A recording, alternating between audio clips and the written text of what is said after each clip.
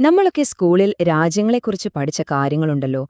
അതിർത്തികൾ, തലസ്ഥാനങ്ങൾ, സ്വന്തമായി നിയമങ്ങളുള്ള സർക്കാരുകൾ. പക്ഷേ ആ ധാരണകൾക്ക് ഇന്ന് എത്രത്തോളം പ്രസക്തിയുണ്ടെന്ന് എപ്പോഴെങ്കിലും ചിന്തിച്ചിട്ടുണ്ടോ? ഇന്നത്തെ ഈ വിശകലനത്തിൽ രാഷ്ട്രമെന്ന സങ്കല്പം നമ്മൾ അറിയാതെ തന്നെ എങ്ങനെയാണ് അടിമുടി മാറിയതെന്ന് നമുക്കൊന്ന് നോക്കാം.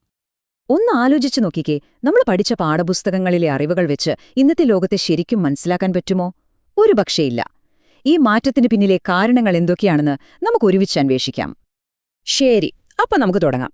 ഈ പുതിയ മാറ്റങ്ങളെക്കുറിച്ച് അറിയുന്നതിന് മുൻപ് നമുക്ക് പഴയ കാലത്തേക്കൊന്ന് തിരിഞ്ഞു നോക്കാം. പണ്ട് ഒരു രാഷ്ട്രമെന്ന് പറഞ്ഞാൽ എങ്ങനെയായിരുന്നു? ഒരു കോട്ട പോലെ ആയിരുന്നു അത്. നല്ല ശക്തമായ മതിലുകളുള്ള, പുറത്തുനിന്ന് ആർക്കും അങ്ങനെ പെട്ടെന്നൊന്നും കേറാൻ പറ്റാത്തൊരിടം.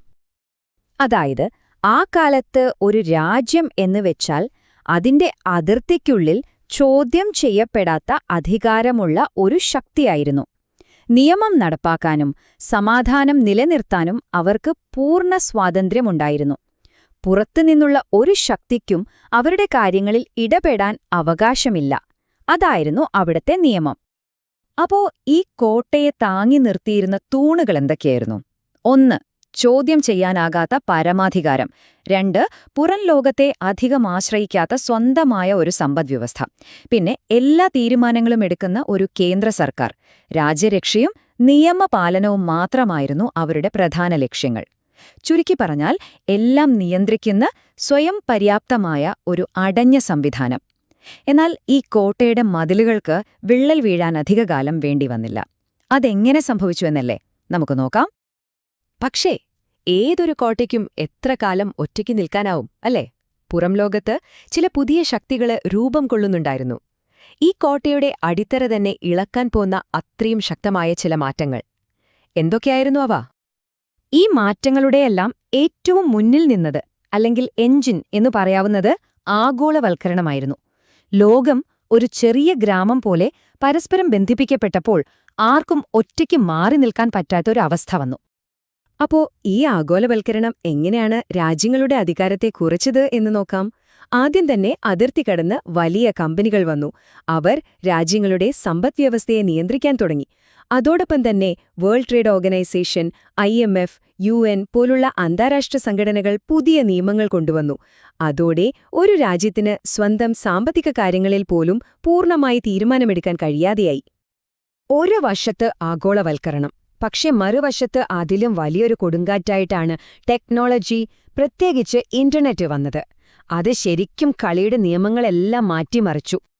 ഒരു വശത്ത് നോക്കിയാൽ ടെക്നോളജി കാരണം ഭരണം ഒരുപാട് എളുപ്പമായി, ജനങ്ങളിലേക്ക് കൂടുതൽ അടുത്തു.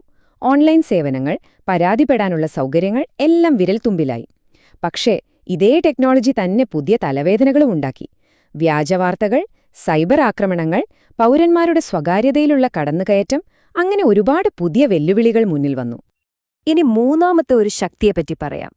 ഇന്ന് ലോകത്ത് കാര്യങ്ങൾ തീരുമാനിക്കുന്നത് ഗവൺമെന്റുകൾ മാത്രമല്ല, അതിർത്തികൾക്ക് അതീതമായി പ്രവർത്തിക്കുന്ന, ചിലപ്പോൾ ഗവൺമെന്റുകളെക്കാൾ ശക്തരായ ചില പുതിയ കളിക്കാർ രംഗത്തുണ്ട്.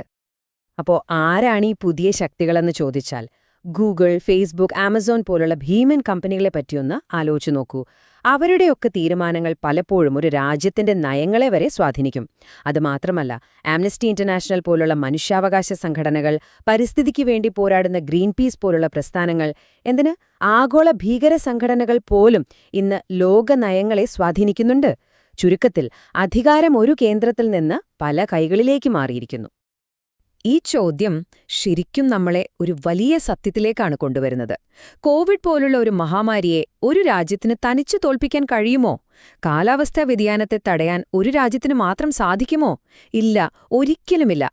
ഇവിടെയാണ് ആ പഴയ കോട്ടയുടെ മതിലുകൾക്ക് ഒരു പ്രസക്തിയുമില്ലാണ്ടാവുന്നത്. അപ്പോ ആ പഴയ കോട്ട തകർന്ന സ്ഥാനത്ത് ഇന്നത്തെ പുതിയ രാഷ്ട്രം എങ്ങനെയാണ് ഇരിക്കുന്നത്? ആ വ്യത്യാസങ്ങള് നമുക്ക് ഒന്നുകൂടി അടുത്തുനിന്ന് കാണാം. ഈ പട്ടികയിലേക്കൊന്ന് നോക്കൂ. ആ മാറ്റം എത്ര വലുതാണെന്ന് നിങ്ങൾക്ക് കാണാം. പരമാധികാരത്തിന്റെ കാര്യമെടുക്കാം. പണ്ട് അത് ചോദ്യം ചെയ്യാനില്ലാത്ത ഒന്നായിരുന്നു. എന്നാൽ ഇന്ന് അത് മറ്റ് രാജ്യങ്ങളെ ആശ്രയിച്ചിരിക്കുന്നു. അതിന് പരിധികളുണ്ട്. അധികാരം പണ്ട് സർക്കാരിൽ മാത്രം ഒതുങ്ങിയിരുന്നു. എന്നാൽ ഇന്ന് അത് പല തലങ്ങളിലായി വിഭജിക്കപ്പെട്ടു. സമ്പദ്വ്യവസ്ഥ സ്വന്തമായിരുന്നു. ഇപ്പോഴോ അത് ആഗോള കമ്പോളത്തിന്റെ ഭാഗമാണ്. സർക്കാരിന്റെ ശ്രദ്ധ പണ്ട് നിയമവാഴ്ചയിൽ മാത്രമായിരുന്നെങ്കിൽ ഇന്ന് ജനങ്ങളുടെ ക്ഷേമത്തിനും അവകാശങ്ങൾക്കുമാണ് മുൻഗണന. പക്ഷെ കഥ ഇവിടെ തീരുന്നില്ല കേട്ടോ. ഇന്നത്തെ രാഷ്ട്രത്തിന് ഒരു മുഖമല്ല, പല മുഖങ്ങളുണ്ട്, പല ഭാവങ്ങളുമുണ്ട്. എന്തൊക്കെയാണവ? ഇന്ന് നോക്കാം. ഇന്നത്തെ രാഷ്ട്രങ്ങളെ നമുക്ക് പലതായി തിരിക്കാം. യൂറോപ്പിലെ പല രാജ്യങ്ങളെയും പോലെ ജനങ്ങൾക്ക് സൗജന്യ വിദ്യാഭ്യാസവും ആരോഗ്യവും നൽകുന്ന ക്ഷേമരാഷ്ട്രമുണ്ട്. സാമ്പത്തിക വളർച്ചയ്ക്ക് മാത്രം പ്രാധാന്യം നൽകുന്ന വികസന രാഷ്ട്രമുണ്ട്. ദക്ഷിണ കൊറിയയൊക്കെ ഒരു ഉദാഹരണമാണ്. ബിസിനസ്സുകൾക്ക് പൂർണ്ണ സ്വാതന്ത്ര്യം നൽകുന്ന നവലിബറൽ രാഷ്ട്രമുണ്ട്. ലോകപ്രശ്നങ്ങളിൽ മറ്റു രാജ്യങ്ങളുമായി ചേർന്ന് പ്രവർത്തിക്കുന്ന ശൃംഖലാ രാഷ്ട്രമുണ്ട്.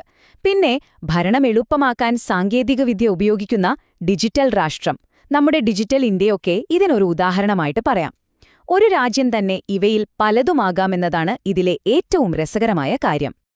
ശരി, അപ്പോ ഇത്രയൊക്കെ പറഞ്ഞതിൽ നിന്ന് നമ്മൾ എന്താണ് മനസ്സിലാക്കേണ്ടത്? ഈ മാറ്റങ്ങളൊക്കെ സാധാരണക്കാരായ നമ്മളെ എങ്ങനെയാണ് ബാധിക്കുന്നത്? ഇന്നത്തെ ലോകത്ത് ഒരു രാഷ്ട്രം നേരിടുന്ന ഏറ്റവും വലിയ വെല്ലുവിളികൾ എന്തൊക്കെയാണ്? ഇന്നത്തെ രാഷ്ട്രങ്ങൾ നേരിടുന്ന പ്രശ്നങ്ങൾ നോക്കൂ. അവ പണ്ടത്തേതിനേക്കാൾ എത്രയോ സങ്കീർണമാണ്. ഒരു വശത്ത് അന്താരാഷ്ട്ര നിയമങ്ങൾ കാരണം സ്വന്തമായി തീരുമാനമെടുക്കാനുള്ള കഴിവ് കുറയുന്നു. മറുവശത്ത് ആഗോളവൽക്കരണം കാരണം പണക്കാരും പാവപ്പെട്ടവരും തമ്മിലുള്ള അന്തരം കൂടുന്നു. കാലാവസ്ഥാ വ്യതിയാനം, സൈബർ യുദ്ധങ്ങൾ, ഡാറ്റാ സുരക്ഷ, വെല്ലുവിളികളുടെ പട്ടിക അങ്ങനെ നീളുകയാണ്. അപ്പോ നമ്മൾ തുടങ്ങിയിടത്തേക്ക് തന്നെ തിരിച്ചുവരാം. രാഷ്ട്രമെന്ന ആശയം മരിക്കുകയല്ല, അതിന് വലിയൊരു രൂപാന്തരം സംഭവിക്കുകയാണ്. അതൊരു കോട്ടയല്ല, മറിച്ച് ലോകമെന്ന വലിയൊരു നെറ്റ്വർക്കിലെ ഒരു കണ്ണ് മാത്രമാണ്. ഈ തിരിച്ചറിവ് നമ്മളെ ഒരു വലിയ ചോദ്യത്തിന് മുന്നിൽ നിർത്തുന്നു. അതിരുകൾക്ക് പഴയ അർത്ഥമില്ലാതാവുന്ന ഈ കാലത്ത് ഒരു ഇന്ത്യക്കാരൻ അല്ലെങ്കിൽ ഒരു മലയാളി എന്നതിനപ്പുറം ഒരു ലോക പൗരനെന്ന നിലയിൽ നമ്മുടെയൊക്കെ ഉത്തരവാദിത്തങ്ങൾ എന്തൊക്കെയാണ്? ഒന്ന് ചിന്തിച്ചു നോക്കൂ.